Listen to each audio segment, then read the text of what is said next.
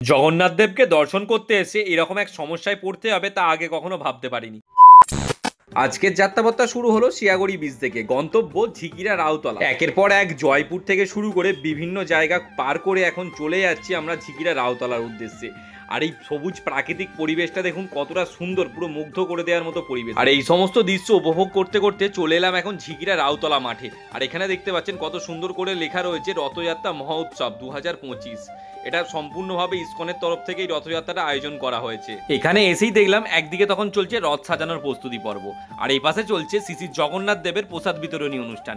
আমি যেহেতু দুপুরের দিকে এসেছি তাই লেগে গিয়েছিল কিন্তু প্রচুর পরিমাণে খিদে, তাই আমিও আর দেরি করলাম না, লাইনের মাধ্যমে দাঁড়িয়ে পড়লাম এই প্রসাদ বিতরণী অনুষ্ঠানে।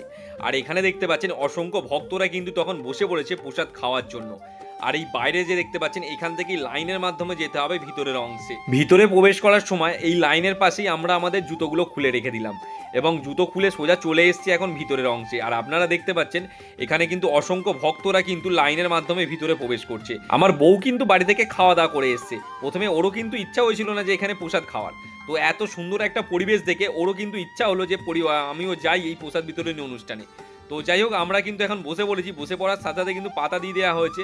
আর এরপরেই চলে আসছে জগন্নাথ দেবের কিন্তু সেই প্রসাদ। জগন্নাথ দেবের প্রসাদটা দিয়ে যাওয়ার সাথে সাথেই আমি জয় জগন্নাথ বলে প্রসাদটা গালে পুড়ে দিলাম। আর সত্যি বলছি, প্রসাদটা খাওয়ার সাথে সাথে একটা আলাদা অনুভূতি ফিল হচ্ছিল। মানে এইরকম ধরনের খিচুড়ি কিন্তু আগে কোথাও সেভাবে খাইনি। তো যাই হোক, প্রসাদটা কিন্তু যথেষ্ট পরিমাণে ভালো খেতে ছিল। আমার বউয়েরও কিন্তু যথেষ্ট ভালো লেগেছে এই প্রসাদটা খেয়ে। আর একে একে কিন্তু এখানে সবাই বসে রয়েছে প্রসাদ খাওয়ার জন্য। এরপরই খাওয়া দাওয়া কমপ্লিট করে বেরিয়ে পড়েছিলাম বাইরে। আর বাইরে বেরিয়ে নেওয়ার সাথে সাথে সেই কিন্তু অবিশ্বাস্য ঘটনাটা কিন্তু আমাদের সাথে ঘটে যায়। তো বাইরে বেরোনোর পরে সাথে সাথে আমরা জুতোটা খুঁজতে শুরু করি, তো জুতো কোথাও পেলাম না। দেখলাম যে আমার জুতোটা পড়ে গেছে, কিন্তু বউয়ের জুতোটা কে পড়ে চলে গেছে। তো এইরকম একটা বাজে কন্ডিশন ফেস করতে হলো, তা আগে কখনো ভাবিনি যে এইরকম কন্ডিশনের মধ্যে পড়তে হবে আমাদের। ভগবানের কাছে প্রসাদ খেতে এসে এভাবে জুতো পরে কে চলে যায়, সেরকম মানসিকতার মনকে সত্যি স্যালুট জানাই। জানি না ওনার কতটা ঠিক লাভ হলো এই একটা সামান্য জুতো নিয়ে। তো যাই হোক, আমরা তো বাইকে করে এসেছি আর যাবো বাইকে করে, তো আমাদের কোনো অসুবিধা নেই।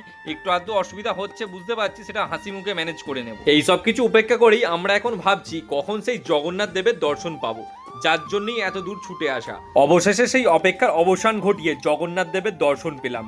আর এখানে দেখতে পাচ্ছেন কত ভক্তরা জগন্নাথ দেবকে দেখেই উৎসাহিত হয়ে পড়েছে। এইবার দেখুন কত ভক্তরা উৎসাহিত হয়ে আছে মহারাজের কাছ থেকে সেই জগন্নাথ দেবের পায়ের ফুল নেবে বলে। আর মহারাজ এখানে সবার হাতে হাতে একটু একটু করে ফুল দিয়ে দিচ্ছে। আমরাও লাইনের মধ্যে দাঁড়িয়ে পড়েছিলাম সেই ফুল নেওয়ার জন্য। তো অনেক কষ্টের পর সেই মহারাজের হাত থেকে আমরা ফুল পেলাম, তাও আবার কিন্তু পদ্ম ফুল। আর এইবারই সেই ঐতিহাসিক দৃশ্য এইখান থেকেই দেখতে পাচ্ছেন কি সুন্দরভাবে নাচিয়ে নাচিয়ে নিয়ে যাওয়া হবে জগন্নাথ দেবকে, এবং তার সাথেই রয়েছে মা সুভদ্রা এবং বলরাম।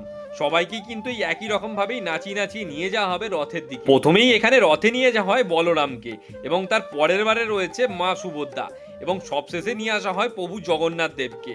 ওনাকেও কিন্তু এই একই রকম ভাবে নাচিয়ে নাচিয়ে তোলা হয় রথে। আর এই সমস্ত দৃশ্যটা কিন্তু আমি তোমাদের শর্ট ভিডিওর মাধ্যমে আমি দেখিয়েছি, আর এটা কিন্তু আমি তোমায় দেখালাম সম্পূর্ণ ভিডিওটি যদি ভালো লেগে থাকে পরিবার পরিজন ও বন্ধু বান্ধবের মধ্যে শেয়ার করুন। ফেসবুক থেকে যদি দেখে থাকেন তাহলে ফেসবুক চ্যানেলটিকে ফলো করে রাখুন, আর ইউটিউব থেকে যদি দেখে থাকেন তাহলে ইউটিউব চ্যানেলটা সাবস্ক্রাইব করে দিন।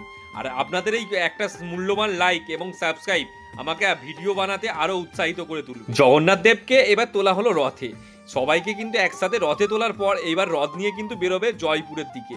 তো এই সমস্ত দৃশ্য দেখতে দেখতে ঘড়ির কাঁটায় বেজে গিয়েছিল এখন 4টে পার।